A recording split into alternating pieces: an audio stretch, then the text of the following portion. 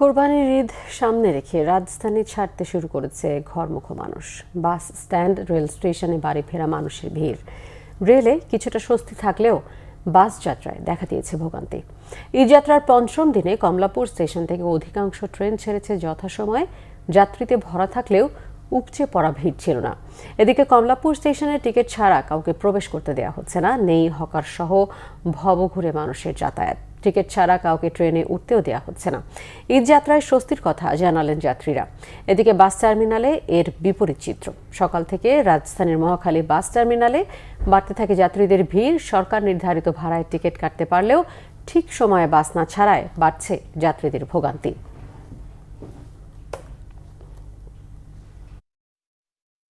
বিগত 2-1 বছর ঈদে যেটা দেখা গেছে আর কি, যে অনেক ভিড় থাকতো আর কি, অনেক সমস্যা দেখা যেত, উঠা যেত না ট্রেনে।